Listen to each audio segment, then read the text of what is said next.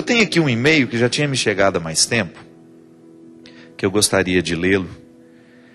É um e-mail que trata da questão da depressão e eu achei interessante a abordagem que ela fez. Ela me diz assim: Padre Fábio, eu espero não ser inconveniente com essa minha mensagem. Tenho grande respeito pelo seu trabalho e vejo que muitas vezes suas falas são mal interpretadas. Mas tenho ficado um pouco incomodada a ver o senhor falar sobre depressão. Pelo que eu pude entender, o senhor em nenhum momento trata a depressão com pouco caso. Mas o senhor se refere àquelas pessoas que não conseguem vivenciar 5 minutos de tristeza e que já se autodenominam depressivas e se alienam no medicamento qualquer. Aquelas que não querem enxergar que a realidade é dura e que é preciso lutar todos os dias, que querem apenas a facilidade em seu caminho.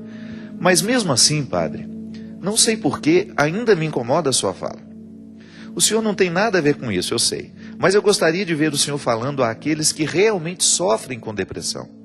E aos familiares e amigos. Porque é tão triste ver quem a gente ama sofrer e não poder fazer nada. Como o senhor disse esses dias no Twitter, por mais que sejamos solidários, não é possível arrancar a dor de quem amamos. Sou da Arquidiocese de São Paulo, região episcopal Brasilândia, e talvez o senhor tenha ouvido falar daquele padre que foi encontrado morto aí, em São Bento do Sapucaí. Ele trabalhava numa paróquia aqui perto e também sofria de depressão. Teve que ser afastado, foi para outra paróquia, mas infelizmente não foi possível salvá-lo. Era um padre excelente, foi reitor de seminário, tinha inúmeras habilidades e muitas pessoas gostavam dele. Mas infelizmente, ninguém estava perto o suficiente para perceber a depressão e até mesmo para tentar ajudá-lo. Quando ele morreu, muitos amigos que estavam afastados não se conformavam que uma pessoa outrora tão alegre como ele estivesse com depressão. Então eu fiquei pensando nisso. Por que a gente se distancia tanto das pessoas que nós amamos? Por que não reservamos um tempo para realmente olhar aqueles que amamos, olhá-los devagar, para conseguirmos perceber se algo está errado antes que seja tarde demais? E por outro lado, por que tantas vezes a gente se fecha em nossos problemas, em vez de partilhá-los com alguém, com os nossos amigos, pelo medo da incompreensão? Por que não reconhecemos que precisamos de ajuda? Que orgulho é esse? E é nesse ponto que me incomoda um pouco a fala do Senhor. Eu sei, repito, que em nenhum momento o Senhor se refere àqueles que estão realmente com depressão, quando fala que a pessoa fica 2 dias triste e já corre para tomar remédio. Mas acho que essa fala pode levar alguém realmente deprimido a postergar a busca de auxílio, com a desculpa de que é só a tristeza normal da vida. Falo isso, padre, porque tenho depressão e levei mais de 1 ano até procurar ajuda. Eu só fui ao médico quando percebi que não conseguiria mais prosseguir sozinha. Tinha muita relutância em utilizar um medicamento psiquiátrico. Por isso acho que seria muito importante o senhor fazer um alerta, para que as pessoas devem sim procurar ajuda psicológica, falar com os amigos e mostrar que não é vergonhoso a gente assumir ter depressão. Acredito que isso possa ajudar muitas pessoas. O senhor tem o dom de transformar palavra em poesia e saberia abordar o assunto de forma adequada. É muito triste ver pessoas qualificadas, capacitadas, que perecem por terem se mantido fechadas em concha nos seus problemas sem recorrer a qualquer tipo de ajuda. A depressão é um momento delicado, de vazio, de desesperança. Por favor, padre, diga algumas palavras sobre isso. É muito triste ver alguém ser tolhido pela depressão. E eu gostaria de poder ajudar. Fique com Deus, a quem eu agradeço a Deus pelo seu ministério, Gláucia Brito. Muito obrigado, Gláucia. A gente sempre fala da depressão aqui, e você tem razão, às vezes a gente pode esquecer de prolongar um pouco, né? de desdobrar, como eu gosto de dizer, a reflexão. Uma coisa é fato. A gente não pode considerar a tristeza, toda a tristeza, como depressão. Não, a tristeza é um fato normativo. Isso é norma. Nós nos entristecemos. Nos entristecemos porque temos motivos para isso. Ou até arrumamos motivo, né? Às vezes um motivo pequenininho, a gente estende aquilo e vai alimentando. A tristeza faz parte, a gente se decepciona e é natural que isso aconteça. Nós somos humanos. Nós não somos máquinas. E a depressão é uma tristeza que não passa. É uma tristeza sem motivo, muitas vezes. Quando nós identificamos que nós estamos estendendo demais um tempo de sofrimento, já é um sinal de alerta.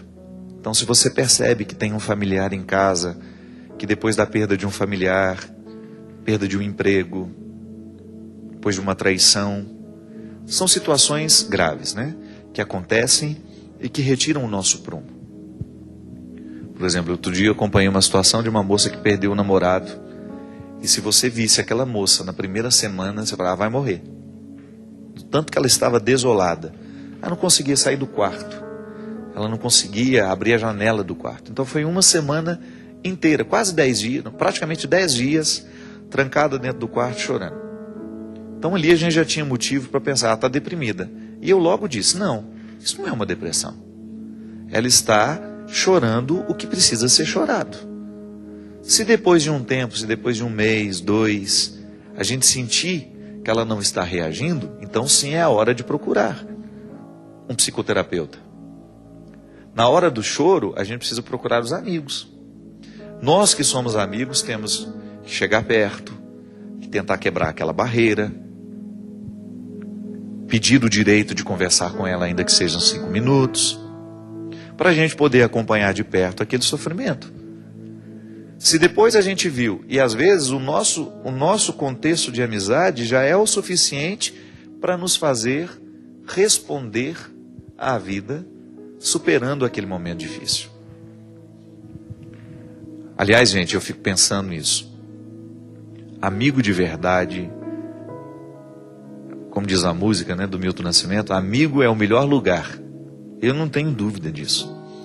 Como é importante nessa vida de muitos conhecidos, porque nós temos muitos conhecidos, as redes sociais lhe colocam com acesso rápido às pessoas. Você fala, você escreve um e-mail, o outro te responde imediatamente. Mas a gente precisa saber diferenciar.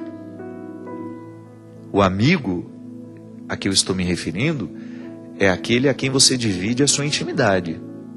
Frequenta a sua casa, que conhece os seus outros amigos. Porque o conhecido, ele conhece uma fachada, ele tem uma visão de uma fachada, que nem sempre é a verdade. O conhecido, ele não tem acesso à sua verdade pessoal. Por mais que você queira mostrar a ele. Essa coisa de que a vida virtual proporciona intimidade, tudo bem. Pode até haver uma exceção, mas eu não acredito nisso. Eu acredito na proximidade que pode até desencadear uma futura amizade, quando ali você decide que você vai estabelecer laços mais estreitos com aquela pessoa, ou que você vai visitá-la, ou é que ela vem lhe visitar. Como os grupos de peregrinação, né? Durante os anos que eu fiz peregrinação, muitos amigos saíram dessas viagens, porque eles continuavam os contatos deles através das redes sociais. Marcavam encontros, de repente um começou a visitar o outro, e ali muitas amizades verdadeiras nasceram. Então a gente precisa diferenciar. Quem são os amigos que nós podemos procurar no momento da nossa dor, no momento da nossa dificuldade? E o verdadeiro amigo é aquele que vem tentar quebrar esse casulo de uma dor temporária. Mas esse mesmo amigo é aquele que vai nos ajudar a entender quando é a hora de nós procurarmos uma ajuda terapêutica. Porque a tristeza, gente, a tristeza modifica o nosso comportamento. Uma pessoa que está triste, por exemplo, ela passa a comer menos ou mais, né? Mas aí vai comer o que não pode, né? Vai comer chocolate, vai comer doce, porque são alimentos muito típicos de quem está emocionalmente desequilibrado por causa do açúcar. O organismo não é bobo, não. Só que esse açúcar em exagero, ele provoca um efeito rebote, que é, o efeito fica pior que aquela causa inicial. Então é natural que num período de tristeza, a gente perca o ritmo de vida. A gente fica trancado dentro do quarto, é natural que aquele ambiente vai nos desfavorecer uma saúde física, química. E aí entra aquele processo químico da depressão. que é quando as suas taxas da alegria, que alegria é taxas, né? São hormônios. Não é por acaso a alegria. A alegria é fruto de hormônios. O organismo humano funciona a partir de hormônios. Você acorda porque um hormônio foi descarregado no seu sangue. Você dorme porque um outro hormônio foi descarregado no seu sangue. Quando vai anoitecendo, se você não se estimula muito, você vai ter sono na hora certa.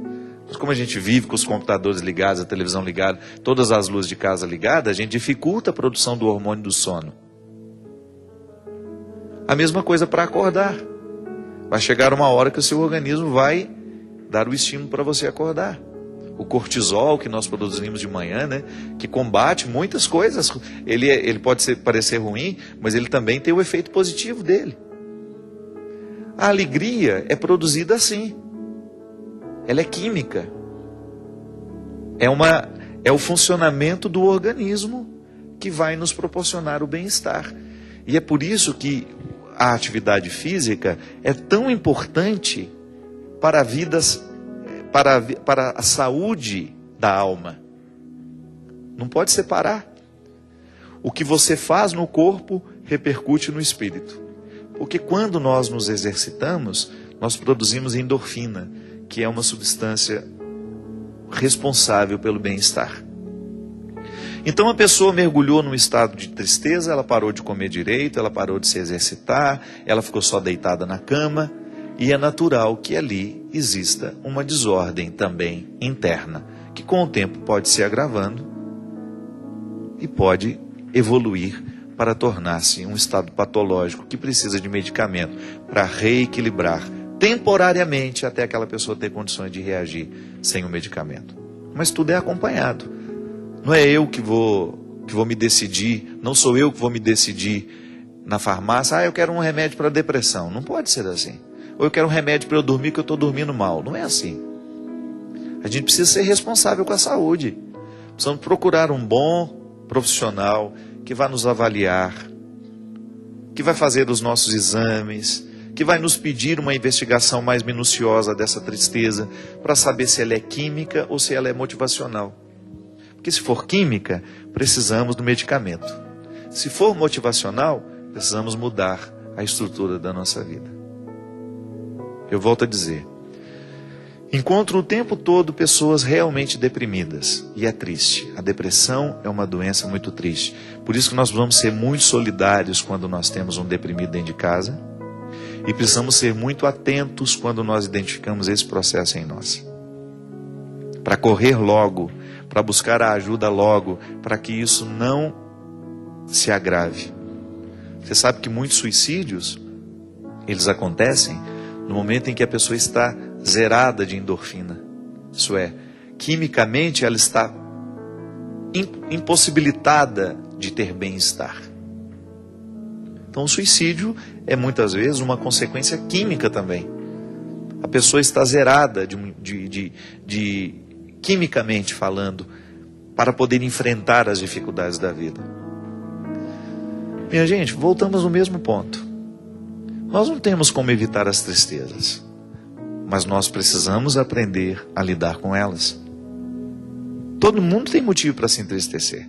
Todo mundo tem motivo para se aborrecer. Ontem eu brinquei no meu Twitter, eu estou com saudade daquele médico que a gente fazia aquela consulta, que depois de minuciosa análise dos nossos exames, ele chamava a nossa família e falava assim: olha, a partir de hoje ele não pode ter contrariedades. A minha mãe gostava demais desse tipo de médico. E ela chegava com cara de ameaça para nós. Reunia toda a família, falava: o doutor falou que eu não posso ter contrariedade. Quem dera, né? Se isso fosse possível, né? Olha, gente, não me contraria, senão eu infarto. Tá certo. Até uma pessoa escreveu ontem eu não me lembro quem foi, uma pessoa falou: padre, me perdoa se eu estiver errado, mas às vezes quando eu tenho... foi a Adriana Maranhão, lá de Maceió. Ela escreveu assim: padre, eu sou médica, né? A Adriana é médica. Ela falou assim: quando eu vejo que os meus velhinhos, de quem ela cuida, estão muito estressados porque a família está dando muito trabalho, eu chamo a família e falo: olha, seu avô a partir de hoje, ou sua mãe não pode ter contrariedade. E tem que fazer isso mesmo. Você está perdoadíssimo, porque eu faço isso também. Sabe por quê? Às vezes as pessoas são muito insensíveis.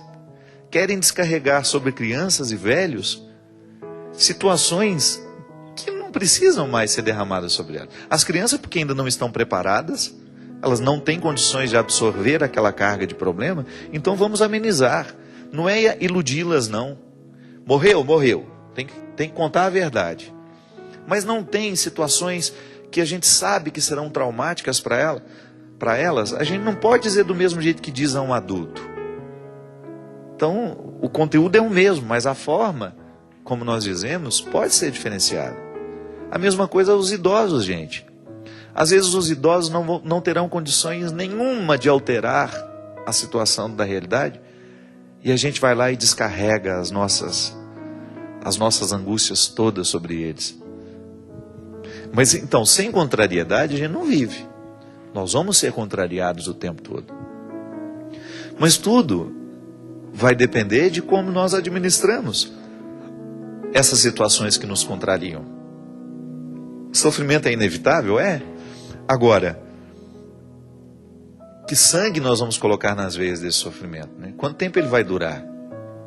Porque aí está a grande questão. Nós não podemos impedir que as tristezas e as dificuldades da vida nos atinjam. Mas o tempo que os efeitos disso vai durar dentro de nós, aí cabe a cada um de nós administrar.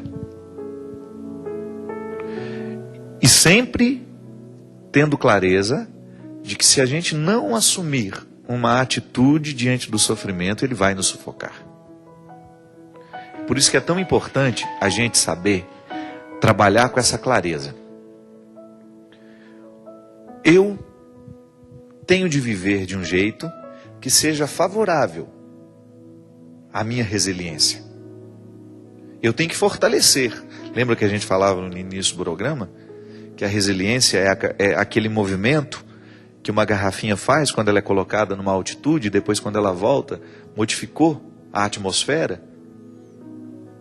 Ela fica toda amassadinha e depois ela volta ao normal.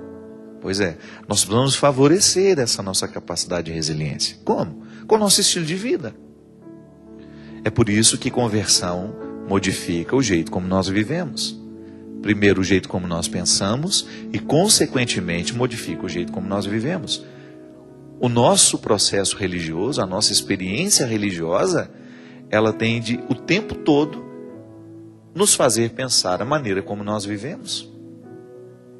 Porque senão, ela vai ser infértil na nossa vida.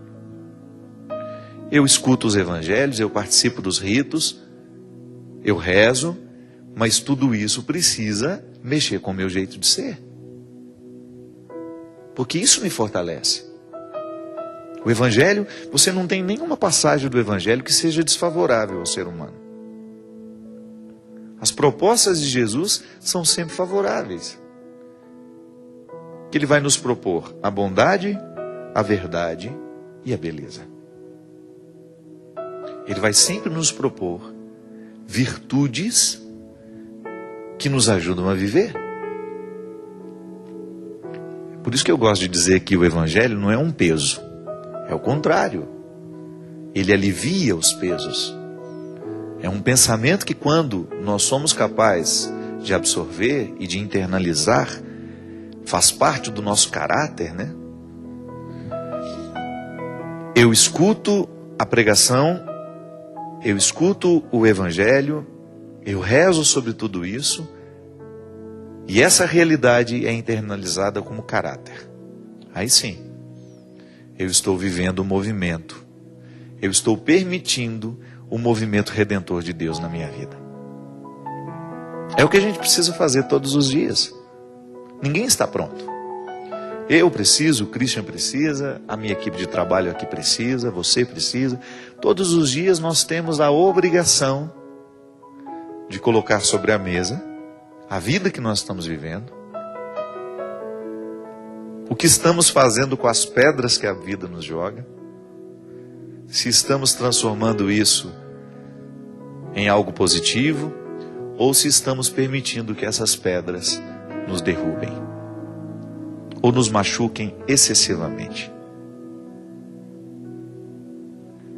Se essas pedras estão nos entristecendo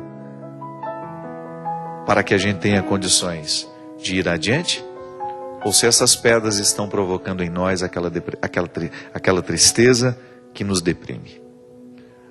Aí, para terminar a história daquela minha amiga que ficou 10 dias trancada no quarto, um belo dia, ela toma um bom banho, decide que vai voltar a viver, e aquele namorado tornou-se uma página virada. Quem via o sofrimento daquele momento, nunca imaginava que aquela menina fosse se recuperar. Mas ela decidiu viver. Porque tudo depende disso, minha gente. Da nossa decisão. Se queremos viver ou se queremos morrer. A palavra nos diz: diante de ti ponho a vida e a morte. Mas tens que saber escolher. Se escolhe matar, também morrerás. Mas se deixas viver, também viverás. Escolha hoje a vida, que é muito mais interessante. Escolha hoje limpar o seu coração de todos os excessos. Escolha recolher as pedras que a vida lhe atirou e utilize todas essas pedras na construção de degraus que possam lhe ajudar a ir além. Obrigado pela sua companhia. Até quarta-feira, se Deus quiser. Derrame sobre você, sobre a sua vida, a bênção e a proteção do céu, do Deus Todo-Poderoso, Pai, Filho e Espírito Santo. Amém.